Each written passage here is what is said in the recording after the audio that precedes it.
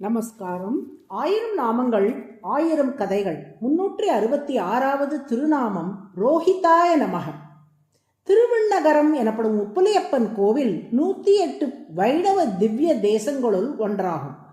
அங்கே தவம் புரிந்த மார்க்கண்டேய முனிவருக்கு மகளாக பூமி தேவி அவதரித்தாள்.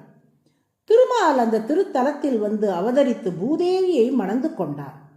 அப்போது இளம் பெண்ணாக இருந்த பூதேவிக்கு உணவில் சரியான அளவு உப்பு போட்டு சமைக்க தெரியாது என்று மார்க்கண்டேயர் சொன்னதால், இனி இத்தலத்தில் உப்பில்லாத பண்டங்களையே நான் அமுது செய்வேன் என்று சபதம் செய்தார்.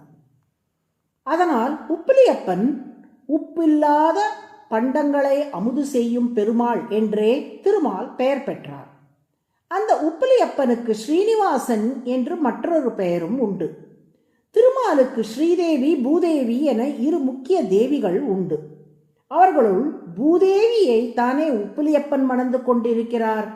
அப்படியானால் அவர் பூனிவாசன் என்று தானே அழைக்கப்பட வேண்டும். ஏன் ஸ்ரீனிவாசன் என்று அழைக்கப்படுகிறார்?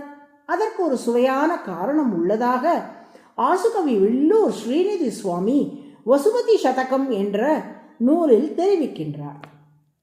சீதா கல்யாணத்தின் போது சீதைக்கு அலங்காரம் செய்த பெண்கள் அத்தனை பேரும் சீதையின் அழகை கண்டு மயங்கியதாக கம்பன் பாடுகிறான். இன்னொரு பெண்ணின் அழகு என்பது ஓரளவுக்கு உட்பட்டு இருந்தால்தான் மற்ற பெண்கள் பொறாமைப்பட வாய்ப்புண்டு. ஆனால் உலகியலுக்கு அப்பாற்பட்ட மகாலட்சுமியின் அழகை பார்த்தவாறே அந்த பெண்களுக்கு பொறாமை வரவில்லையாம், மாறாக மயக்கம்தான் ஏற்பட்டதாம். இதோ கம்பனின் பாடல். கஞ்சத்து களிக்கும் இந்தேன் சொல் கவர்ந்துணும் வண்டு போல அஞ்சொற்கள் கிள்ளைக்கெல்லாம் அருளினான் அழகை மாந்தி தஞ்சொற்கள் குழறி தந்தம் தகை தடுமாறி நின்றார் மஞ்சர்க்கும் மாதர்க்கும் மனம் என்பதொன்றே அன்றோ. வண்டுகள் மலர்களில் இருந்து தேனை பருகுவது போல் அலங்காரம் செய்ய வந்த பெண்கள் சீதை எனும் மலரில் உள்ள அழகெனும் தேனை பருகத் தொடங்கினார்கள். இப்படி பெண்களும் மயங்குவது சாத்தியமா என்றால் கம்பன் அதற்கும் பதில் சொல்லுகிறான். ஆணோ பெண்ணோ உடல்தான் வேறு, மனம் என்பது எல்லோருக்கும் ஒன்று தானே. இந்த அழகை பார்த்தால் எம்மனமும் மயங்கத்தான் செய்யும் என்கிறான். இது உயர்ந்த கலை கண்ணோட்டத்தோடு கண்டு ரசிக்க வேண்டிய கவிநயம் பொருந்திய பாடலாகும். அதுபோலத்தான் உப்பிலியப்பன் கோவிலில் அவதரித்த பூமி தேவியும் பேரழகியாக திகழ்கிறாள். அவளது அழகை கண்டு மகாலட்சுமியே மயங்கினாளாம். தனது சகோதரியான பூதேவியை ஆலிங்கனம் செய்து கொள்ள வேண்டும் என்று ஸ்ரீதேவி, அதாவது மகாலட்சுமி விரும்பினாள். அதற்கு என்ன வழி என்று சிந்தித்தாள் ஸ்ரீதேவி. உப்பிலியப்பனின் திருமார்பில் ஸ்ரீதேவி அமர்ந்து கொண்டாள்.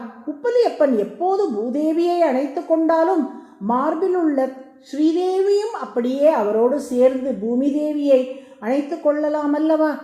அதனால் ஸ்ரீதேவி உப்பிலியப்பனின் திருமார்பில் அமர்ந்தாள். இப்படி ஸ்ரீதேவியை திருமார்பில் கொண்டதால் ஸ்ரீனிவாசன் என்று உப்பிலியப்பன் பெயர் பெற்றார். இக்கருத்தை சொல்லும் விதமாக வில்லூர் ஸ்ரீநிதி சுவாமிகள் அருளிய ஸ்ருங்கார ரசம் நிறைந்த ஸ்லோகம் கேவலமசௌ உரசித்வதீயே பேஜே ரதிம் கடினபீன குச்சாபிராமி ஏஷா ரமாபி ரமணோரசி வாசமேதி தத்தாத்ருஷத்வதுரசஃப் பரிரம்பணேச்சு. இறைவனுக்கும் இறைவிக்கும் நடக்கும் இந்த தெய்வீக ஸ்ருங்கார கலையை நம் உலகியல் ஸ்ருங்காரத்தோடு பொருத்தி பார்ப்பது தவறாகும். நம் மனதை தூய்மையாக்கி பக்தியை வளர்த்து உலகியல் பற்றுகளை போக்கவல்ல ஸ்ருங்காரம் இது. உப்பிலியப்பன் உற்சவமூர்த்தியின் திருமார்பில் பொன்னிறம் கொண்ட ஸ்ரீதேவி வந்து அமர்ந்தபடியால் அவளது பொன்னிற ஒளியின் பிரதிபலிப்பு பட்டு அதனால் பொன் போல் சிவர்ந்தார் உற்சவர். பொதுவாக திருமால் கருநீல வண்ணம் கொண்டவர்தான். ஆனால் அன்னையின் ஒளியின் பிரதிபலிப்பு பட்டு பொன் போல் மிளிரத் தொடங்கினார். அதனால் தான் உப்பிலியப்பன் கோவில் உற்சவர் பொன்னப்பன் என்றே பெயர் பெற்றார். நம்மாழ்வாரும் பொன்னப்பன் மணியப்பன் முத்தப்பன் என்னப்பனுமாய் மின்ன பொன்மதின் சூழ் திருவிண்ணகர் சேர்ந்த அப்பன் என்று பாடுகிறார். இவ்வாறு திருமார்பில் உள்ள மகாலட்சுமியின் பொன் நிற ஒளிப்பட்டு பொன் போல் சிவந்து விளங்குவதால் ரோஹிதக என்று திருமால் அழைக்கப்படுகிறார். ரோஹிதக என்றால் சிவந்து இருப்பவர் என்று பொருள். இக்காலத்தில் ரோஹித் என்று சூட்டப்படும் பெயர்களெல்லாம் இதன் திரிபே ஆகும். ரோஹிதக என்பது விஷ்ணு சகஸ்ரநாமத்தின் 366வது திருநாமம். ரோஹிதாய நம என தினமும் சொல்லி வரும் அன்பர்கள் பொன் போன்ற மனத்துடன் பொன்மன செம்மல்களாக விளங்கும்படி திருமால் அருள் புரிவார். நாராயண நாராயண.